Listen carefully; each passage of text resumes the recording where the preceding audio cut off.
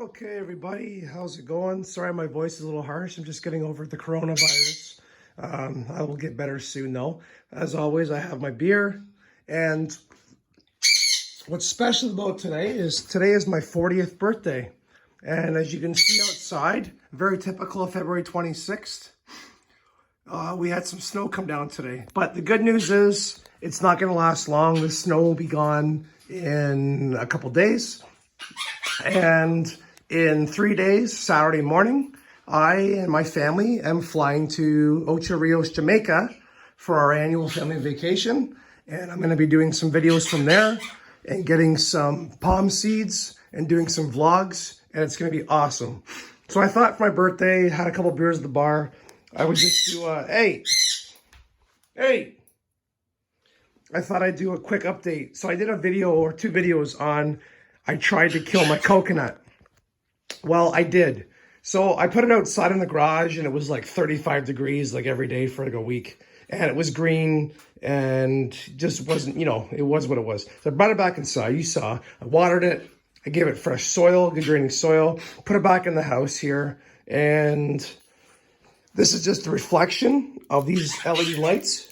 But this coconut is dead. It's funny, coconuts don't spear pull. I try to pull spears from coconuts and they, look at it. Lifting the whole coconut on the ground. So anyway, the coconut that I tried to kill is dead. The reason why I died or got sick was because I experimented with it. It was actually to the ceiling tall when I bought it.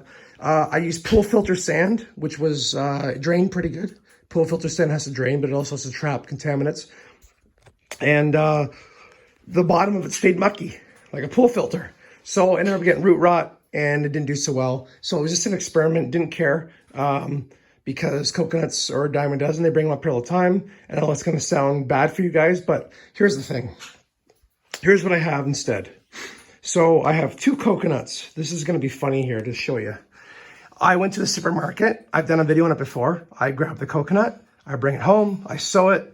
And I grow coconut palms from fruit that they're selling in the grocery stores for consumption.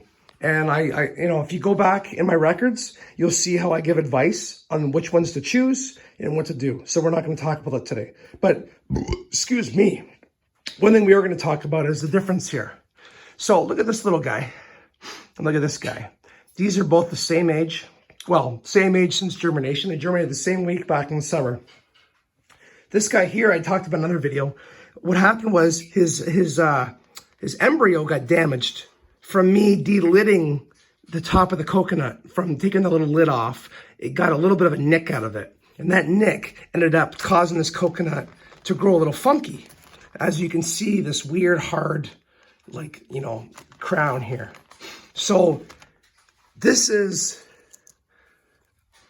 first leaves, second leaves, third leaves. This guy, that's the first leaves. That's the second. And this is the third. So whatever I did to this thing has caused it to grow really weird and mutated. But it is growing. The root is, look at the root. I got the root exposed right now. I know you're not supposed to do that per se, because it's very dry in here. But it's growing. It's doing really well. This guy, growing fast, doing well. A little bit of brown here. We'll get into that later. But so let me tell you something about Cocos nucifera, which is the coconut palm. These guys are labeled that they come from Dominican Republic. They have one specific, or a couple kinds of coconuts they use there, not for cultivation, but for fruit producing. And it's a hybrid. And it's called, if I can remember, it's called PB121. Not the Malayan. It's a cross between a Malayan dwarf, and a Pacific Tull. And when they make this cross, what happens is that it ends up being a coconut that is disease resistant, doesn't grow too big, produces lots of good fruit. And because it's a dwarf genes, the palm doesn't get too tall. So the guys can go in, or the people, sorry, and they can harvest the seeds at a lower height, and the fruit, coconuts are a seed, but they can harvest the fruit, and it's very delicious, very good, lots of water, lots of good meat, and disease resistance from lethal yellowing, from weevils, from bugs. They do really well. So when you grow a store-bought coconut from, say, a country like Dominican Republic, well, you're not getting a massive 50-foot tall coconut. You're probably going to get a hybrid, because you remember these are harvested for being eaten, not for cultivation. So this guy's showing more traits of a tall coconut, all green. This one's got some more yellow colors. This guy's probably more of a Malayan, and this one's more of a Pacific tall. Maybe. That's just my guess.